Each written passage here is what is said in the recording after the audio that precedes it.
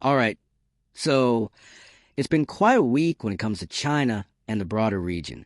There are a few major developments happening at the same time, and when you put them together, they actually tell a much bigger story about where things might be heading globally. We're going to talk about three key things today: a strange, intense incident in Tokyo, what's really going on with China's struggling property market, and how countries like Singapore are trying to navigate an increasingly complicated world. Let's start with Japan. So, earlier this week, something unusual happened. A person, reportedly a soldier, managed to jump over the wall of the Chinese embassy in Tokyo and threaten staff with a knife. Now, thankfully, no one was injured, and Japanese police quickly took control of the situation. On the surface, this might seem like a one-off incident.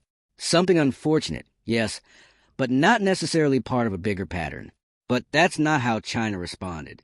Chinese state media, including outlets like the People's Daily and the Global Times, quickly framed this as something much more serious. Instead of treating it as an isolated act, they linked it to what they describe as rising militarism and far-right influence inside Japan. And this is where things start to get interesting, because some analysts are pointing out what looks like a clear double standard. When violent incidents happen inside China, they are often described as isolated cases, unfortunate, but not reflective of the system as a whole.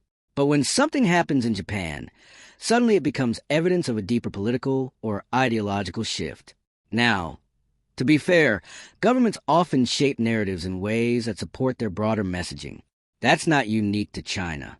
But in this case, the contrast is quite noticeable, and it's happening at a time when tensions between China and Japan are already high. A big part of that tension comes from disagreements over regional security, especially when it comes to Taiwan. Japan has been increasingly vocal about the importance of stability in the region, and China has not taken that lightly. Over the past few months, China has responded with a mix of strong rhetoric and economic pressure. Things like restrictions on imports and controls on certain exports. The idea seems to be to push Japan into softening its position. But here's the twist. Some experts now believe that this strategy may actually be backfiring. Instead of weakening Japan's stance, it may be strengthening it. Public opinion in Japan appears to be shifting. There's growing support for stronger defense policies, and more people seem open to the idea that Japan needs to be more prepared for potential regional threats. From a political perspective, this kind of pressure can sometimes have the opposite effect of what was intended. Instead of creating division or hesitation, it can unify people and reinforce existing concerns.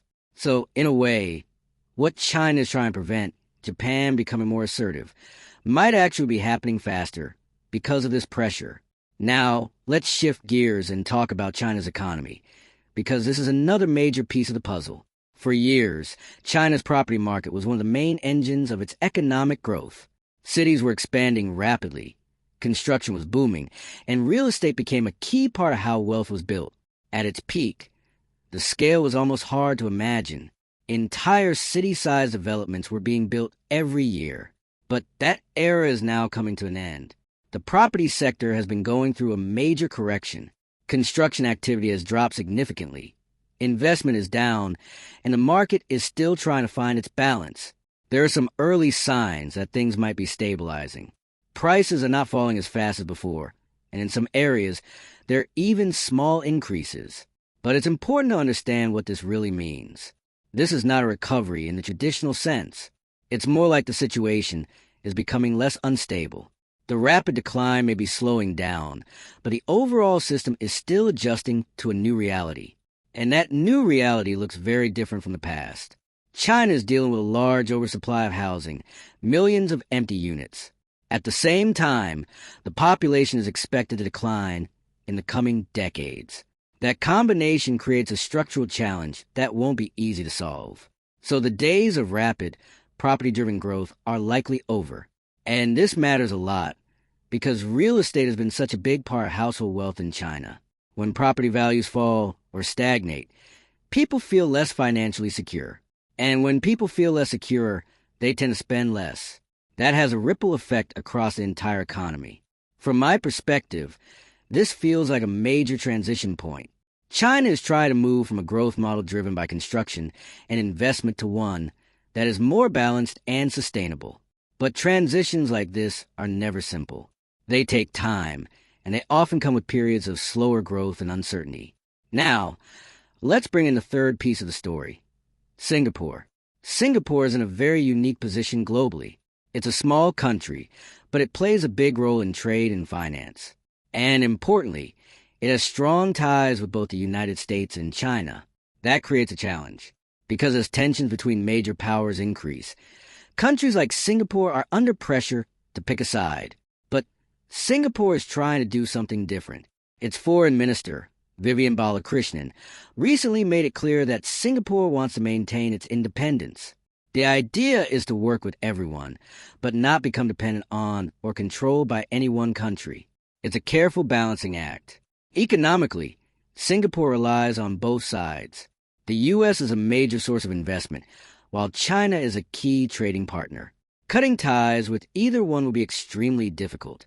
So instead, Singapore is trying to diversify its relationships, strengthening connections with other regions like Europe and India, while continuing to engage with both major powers.